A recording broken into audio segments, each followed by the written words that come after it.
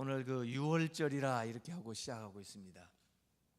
유월절은 원래 그 이스라엘이 애굽에서 해방되어 나온 것을 기념해 가지고 유월절 그 양을 잡아서 그 문설주에 이렇게 바르고, 그래서 재앙이 유대인들에게는 지나가고 애굽에 그 임한 이제 그 일로 해서 그 애굽에서 나오게 된 아주 해방 기념일이죠. 그래서 유월절에 이 양을 잡습니다. 그것을 기억하면서 그 음식을 나누면서 또 그렇게 하나님 앞에 모여서 1년에 한 번 큰 제사를 지내는 것이 유월절입니다. 근데 이 유월절에 이 제사장이 양을 잡아야 되는데 예수님을 죽일 궁리를 하는 겁니다.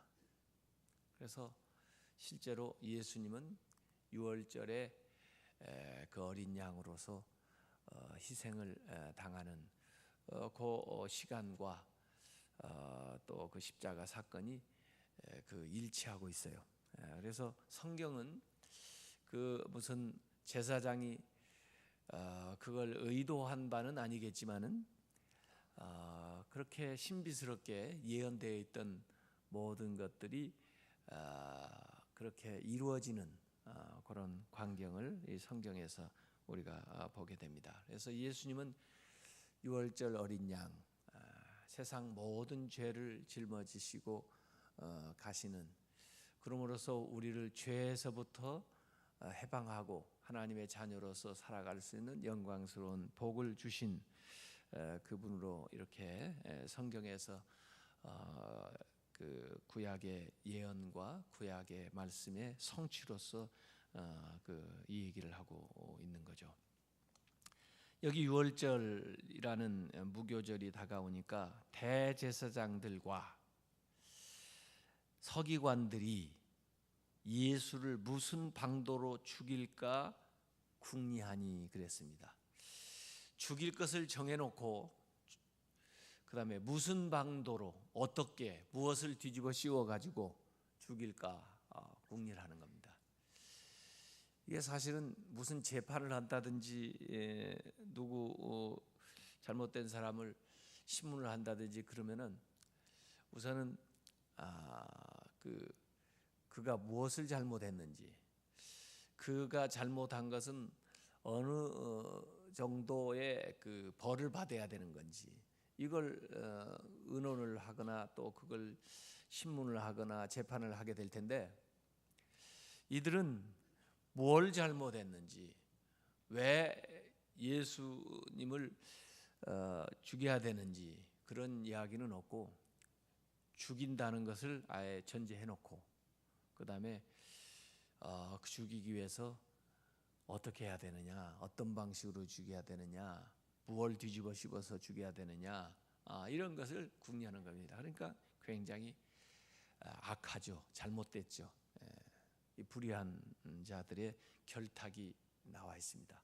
그래서 악한 자들도 결탁을 해가지고 뭘 없는 것을 만들어내고 꾸며내고 뒤집어 씌우고 그래가지고 자기들이 결론 내려놓은 것으로 이렇게 이끌어 나아가는데, 거기에 대제사장이 있다, 서기관이 있다, 다른 복음서에 보면 장로들이 있다, 이런 지도자들, 더구나 종교 지도자들이 여기에 들어가 있어요.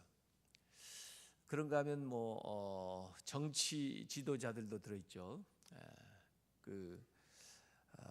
이 헤롯이라든지 그 다음에 본디오 빌라도라든지 이런 사람들, 또 사내들인 의원들이라든지 이렇게 정치적으로 지도자들, 또 무슨 사회적으로 지도자들, 이 종교적으로 지도자들, 이들이 결탁을 해가지고, 또 심지어 아래 예수님의 제자 가운데 한 사람 가룟 유다도 거기에 들어가 있어요. 이 악의 결탁 안에 이렇게 다양한 사람들이 악한 것을 이루기 위해서 서로 연대해 가지고 이렇게 일을 진행해 나가는 그런 모습이 여기에 보입니다. 특별히 대제사장 하니까 굉장히 실망스럽습니다. 이 대제사장은 구약의 전통으로 쭉 보셔도 알지만은 이 하나님을 섬기는 사람의 대표격 아닙니까?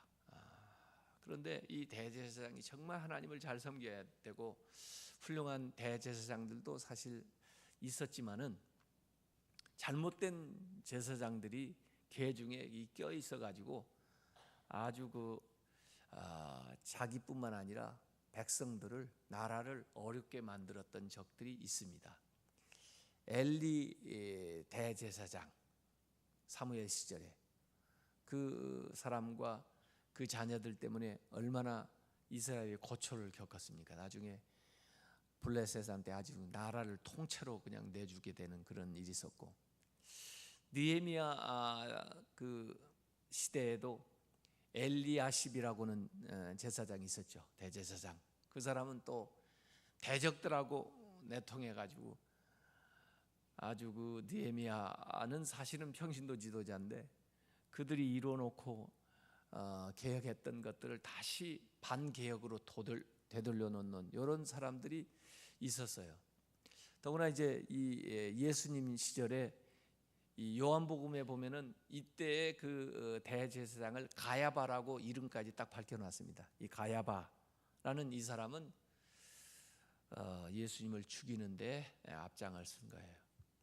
근데 사실 그 아이러니가 대제사장은 이 어린 양을 잡아서 제사 드리는 사람이잖아요. 근데 잡으라는 어린 양은 잡지 않고 예수님을 잡아서 이제 죽이려고 하는 것을 이 유월절에 계획을 하고 있습니다. 그래서 예수님은 유월절에 어린 양이 됐을 뿐만 아니라 결국에는 예수님께서 대제사장이 되신 거예요. 그래서 이때로부터 대제사장은 이제 폐해져 버렸습니다. 그리고 예수님께서 영원한 대제사장이 돼요. 이때까지는 이 혈통을 따라서 쭉 제사장이 그 레위족에서 또 대제사장이 이렇게 1년에 한 번씩 뽑혀서 선출되고 했는데, 이들이 악한 일을 행한 사람들이 이렇게 여러 명 들어 있었고 그 중에 가장 잘못된 것이 예수 그리스도를 십자가에 못 박는 일에 이 하나님을 섬기는 일의 대표격인 이 사람이 여기에 역할을 하고 있거든요. 그러면서 대제사장의 직이 폐해지고 예수 그리스도는 유월절의 어린 양이면서 영원한 대제사장으로서 우리의 죄를 위해서 중보하시고 다시는 우리가 어린 양을 잡아서 제사 지낼 필요가 없고 예수님이 영원한 유월절 양이 되셨으니까 또 예수님께서 영원한 대제사장이 되셔서 우리를 위해서 중보하시고 또 우리가 이 성소 지성소까지 들어갈 수 있는 그 휘장이 확 열리면서 이제는 그 대제사장의 직이 그 과거의 구약에 있었던 이 직이 이제는 폐해지는 그런 일들이 여기 사건에서 우리가 찾아볼 수가 있는 겁니다. 이 서기관도 성경 연구하는 사람들이에요. 그래서 가르치던 사람들이고 이들이 전부 결탁을 해가지고 예수님을 죽일까 궁리하는데 그냥 예수님을 죽이지 왜 궁리를 하나 하고 보니까 그들이 백성을 두려워함이라 그랬습니다. 백성들의 이목이 또 백성들이 예수님을 따르고 그러기 때문에 예수님이 두려운 게 아니고 하나님이 두려운 게 아니고 사람이 두려운 거예요. 어떻게 사람들 몰래 해치울 수 있을까? 이걸 생각하는 겁니다. 그래서 가룟 유다하고 결국 결탁하게 된 것은 6절에 보면은 예수를 무리가 없을 때에 넘겨질 기회를 이제 가룟 유다가 안에 들어가서 봐가지고 알려주는 거예요. 그래서 은밀하게 와서 예수님을 잡을 수 있도록 협조를 해주는 겁니다. 그렇게 해가지고 백성들을 두려워하기 때문에 백성들에게 어떤 저항을 사지 않고 감쪽같이 예수를 처리하는 그런 것들을 여기 생각하고 있던 거예요. 그래서 이 종교 지도자들도 그렇고 우리도 마찬가지인데, 신앙생활을 하든지 일상생활을 하는 데 있어서 하나님을 두려워하는 삶을 살아야 되는데, 하나님을 경외한다고 그래요. 하나님을 우리가 섬기면서도 때로는 하나님을 두려워하는 마음이 있어야 돼요.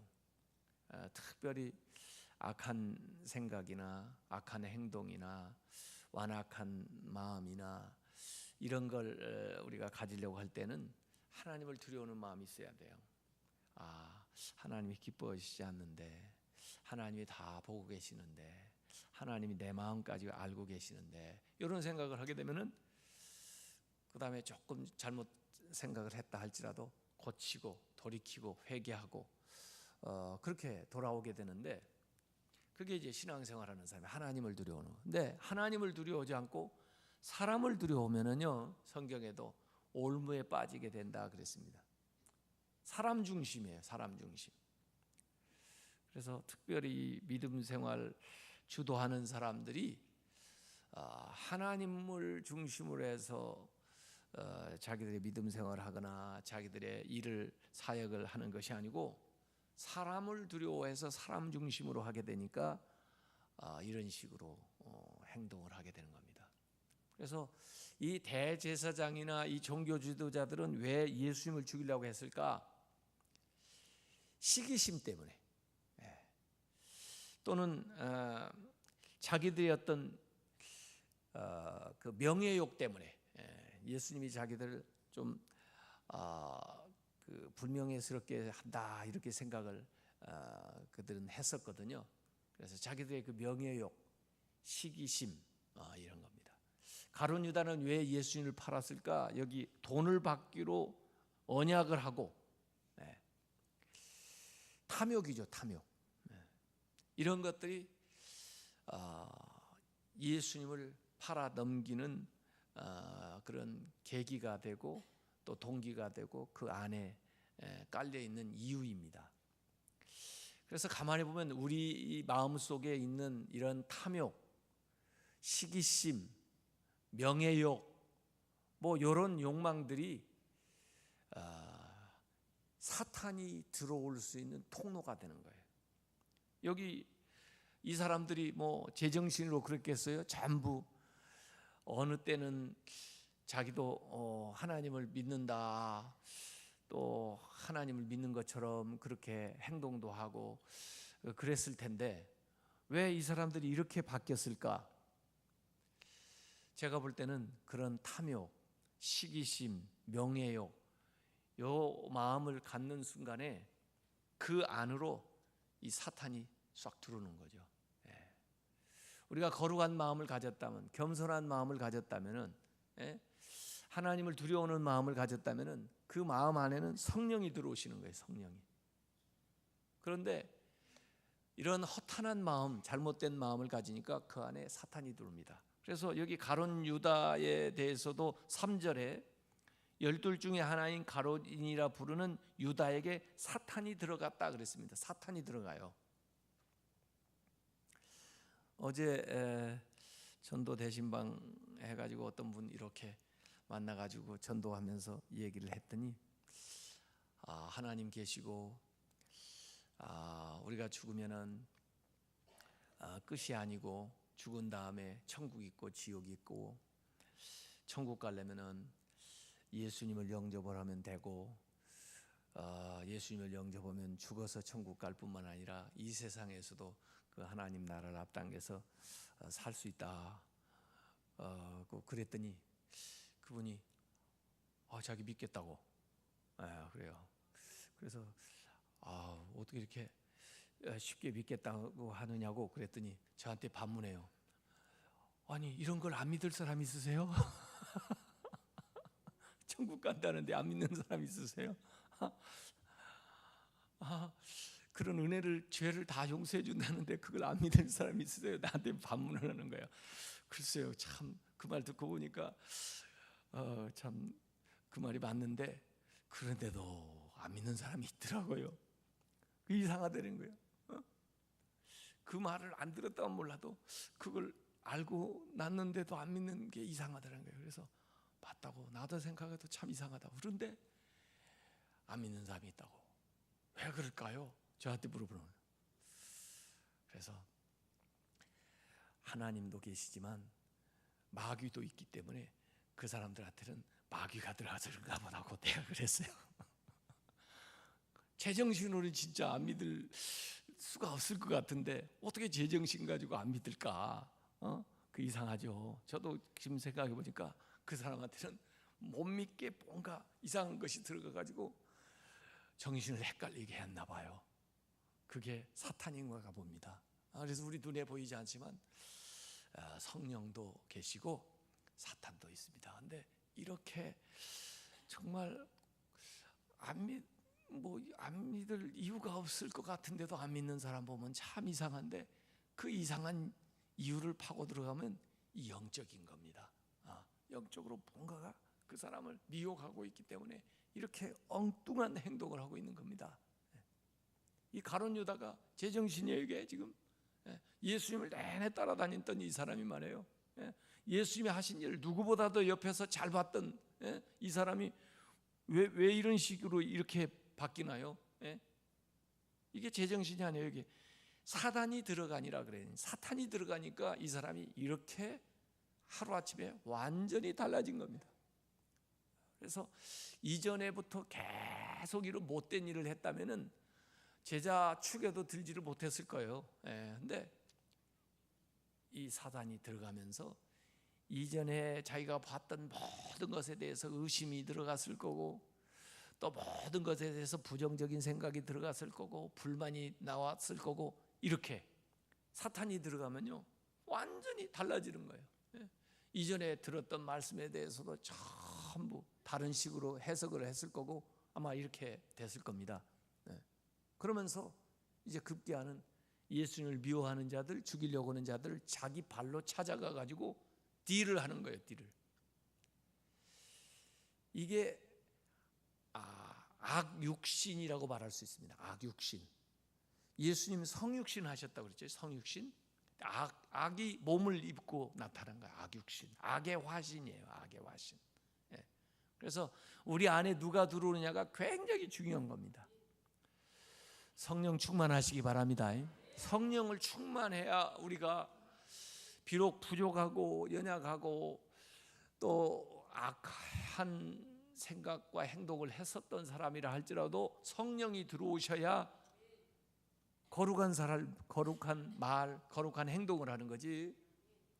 사탄이 들어오게 되면은 주인이 바뀌니까 양 이상한, 그 사람이 그럴 것 같지 않은 그런 사람이 아니었는데 이런 행동을 하게 되는 거예요. 이게 악의 화신이다. 그래서 제가 악육신 이렇게 얘기해요. 더구나 이 12 중에 하나인 가룟 유다를 설명할 때마다 12 중에 하나인 이렇게 설명을 해요.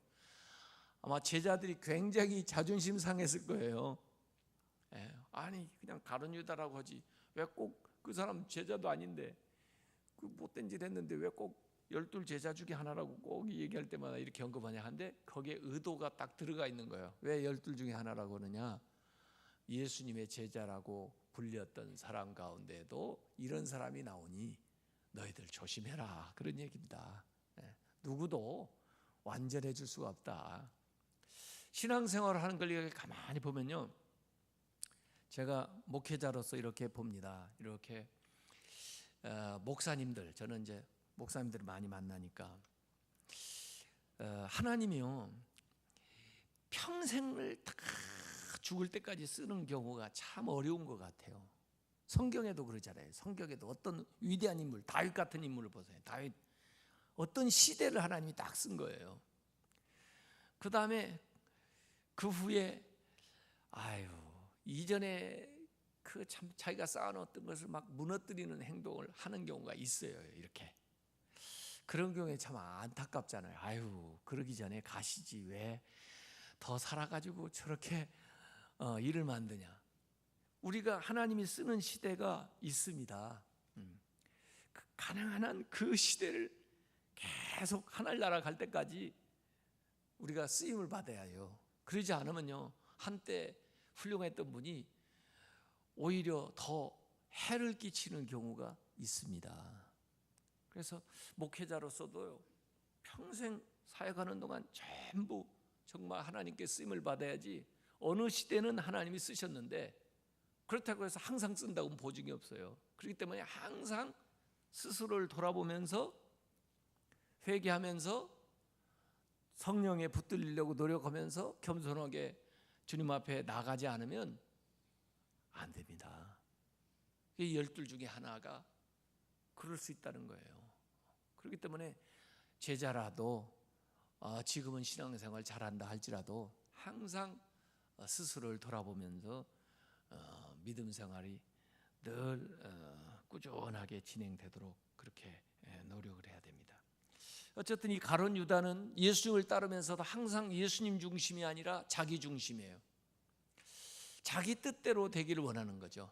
근데 예수님의 뜻이다 하고 자기하고 갈등을 일으킬 때 예수님 편으로 합하는 게 아니고 자기의 뜻을 관철하기 위해서 악한 자들하고도 결탁을 해서 그 일을 이루어 보려고 했던 이 사람이죠. 그러니까 가룟 유다는 예수님을 따르면서도 변화가 없었던 사람이에요. 따르면서 점점 예수님을 닮아가고 변화되어야 되는지 그러지를 못했어요. 그래서 마치 가룟 유다가 예수님의 주인인 것처럼 행세를 해요. 얼마를 주려느냐? 그래서 종의 값인 은 30을 받고 예수님을 넘겨요. 자기가 예수님 주인이에요? 예수님이 자기의 주인인지? 그래가지고 신앙을 또 예수님을 그 물질로 바꿔버리는. 그래서 결국은 이 가룟 유다가 예수님을 팔았지만은 이 가룟 유다는 사탄에게 이용당한 겁니다. 또 이 악한 자들한테 이용당한 겁니다. 나중에 가룟 유다가 후회하고 가서 다시 돌려달라고 그러는데 그 같이 할 때는 기뻐하고 그러다가 또 와서 그 돌려달라고 하니까는 네가 한 일이고 네가 당해라. 그래가지고 역시 가룟 유다도 이 사단에게 또 이 사람들에게 이용을 당하는 그런 경우가 여기에 이제 성경에 나와 있는 거죠. 그래서 오늘 우리가 이 말씀을 보면서 예수님도 십자가를 향하여 나아가면서 하나님의 뜻을 이룰 준비를 하지만은 이 악한 자들은 또 악한 방식으로 예수님을 죽일 궁리를 하는데 그 안에는 사탄이 그 사람들을 조종을 해가지고 이 모습을 이제 십자가를 만들어가는 그런 대목이 여기에 나와 있습니다. 그래서 오늘 우리의 신앙생활이 항상 깨어있는 믿음 생활을 해야 되겠다. 그리고 사람을 두려워하기보다는 하나님을 두려워하는 믿음 생활을 해야 되겠다. 이런 믿음 생활을 하시길 바랍니다. 그리고 예수님께서 영원한 유월절 양이 되셨고 영원한 대제사장이 되셔서 우리의 죄를 속해 주실 뿐만 아니라 우리를 하나님 앞에 다음 대에 나아갈 수 있도록 이끌어 주시는 분인 것을 오늘 이 사건을 통해서 확신하시고 믿음 안에서 늘 승리하는 귀한 성도들 되시기를 주님의 이름으로 축원합니다. 이 시간 우리 주여 3번 부르고 성령님 내 안에 충만케 해주셔서 나의 삶을 주관하여 주시고 오직 하나님 안에서 믿음 생활할 수 있도록 인도하여 주시옵소서. 그렇게 기도하시기 바랍니다.